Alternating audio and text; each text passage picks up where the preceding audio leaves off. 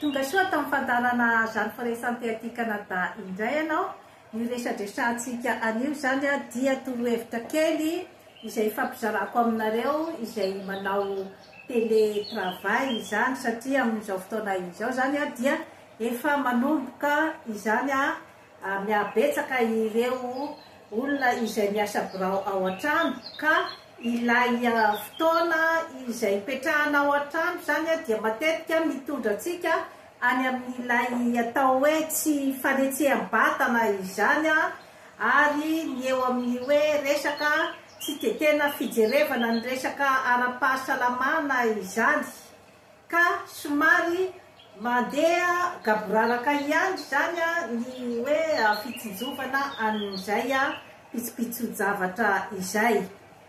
Ny ato amiko zao ohatra dia ohatran'izao zao ny braoko misy ny zavatra rehetrarehetra, ny ordinateur, ny boky izay hoe famakiko izany sy ny zavatra rehetra entiko miasa. Eto ihany koa zany no manoratra boky sy ny manao ny projet rehetrarehetra izany ka misy ny routine izay ataoko isa maraina izany dia ny fanatanjahantena.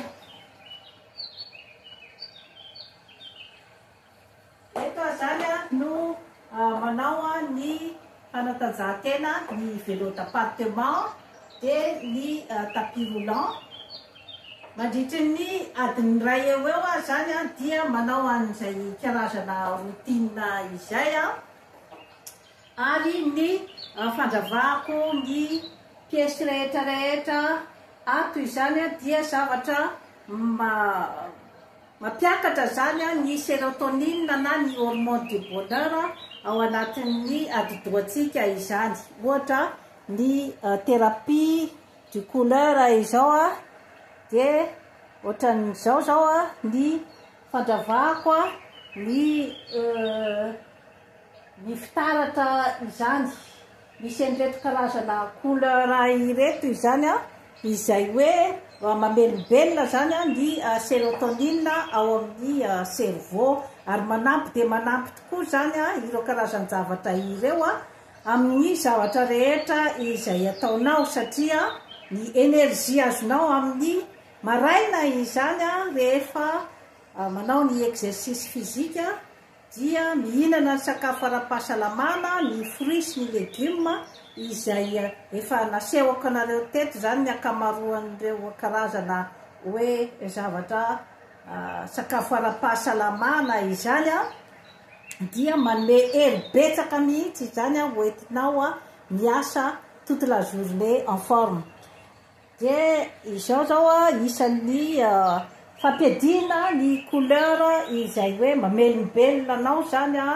amin'ny asa rehetra izay ataonao. Dia eto zao ny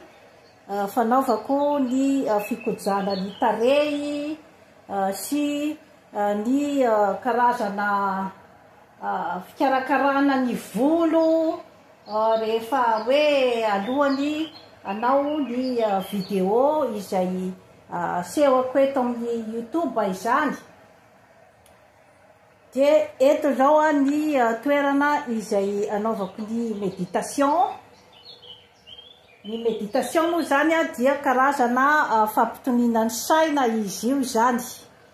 ary manala ny karazana stress satria ny stress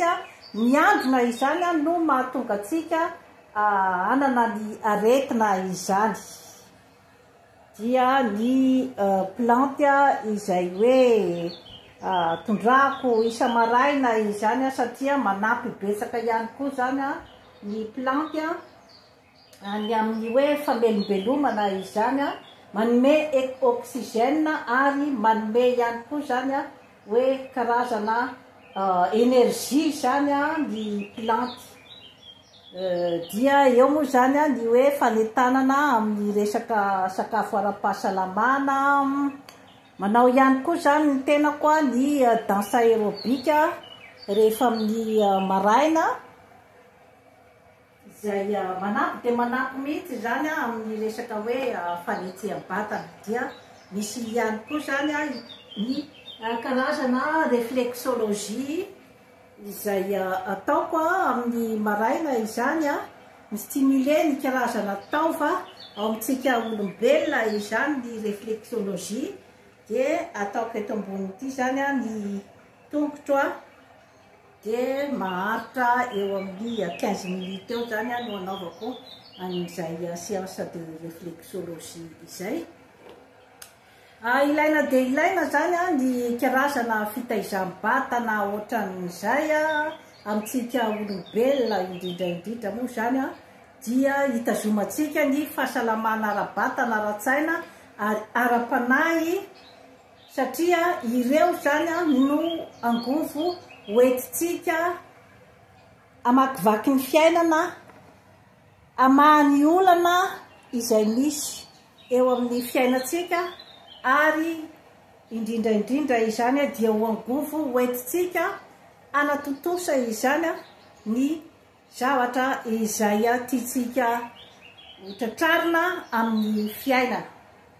dia ohatran'izay zany ny hoe schéma kely zany afaka partageko anareo ny amin'ny hoe tsy voatery akory ny birao izay iasanao ny toerana izay hoe fipetrahanao dia tsy maintsy hoe birao atao klasika be zany fa mba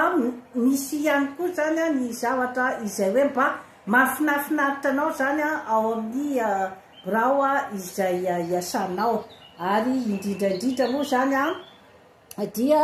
atoroko anireo olona izay mikapitena ato amiko zany ny hoe fomba fitondrana ny fiainana izany indrindra ho an'le olona manana karazana douleur chronique izany satria on vit avec la douleur tsy misy akory ny hoe fahasitranana zato isan-jato fa ny soulager zany no azo atao ary ny manova ny fomba fiainana manova ny fomba fisainana ary manova ihany koa zany ny fomba izay hoe iainanao zany miaraka amin'io douleur io ka ny douleur misy endriny maro ao ny douleur psychologique ao ny douleur physique izay hoe mifandray ireo satria ny fanaitainana ara-batana dia mitondra ihany koa zany ny fanaitainana ara-tsaina ary ny fanaitainana ara-tsaina dia mitarika ihany koa zany ny fanaitainana ara-batana ka mila izany sika ny mitaiza tena isanandro fa satria ao anatin'izay no anorenantsika ny asambarana. Ny asambarana dia isika ihany no mamolavola azy io isanandro amin'ny alalan'ny fitaizana toe-tsaina ary amin'ny alalan'ny fahaizanao mijery hoe inona marina ny olanao ary inona no mety ho vahaolana. Ohatran'izay zany no azo atolotra anao an'io manaova abonnement amin'ny Jeanne Forêt Santé aty Canada fa anatsara ny fiainanao. Veloma tompoko.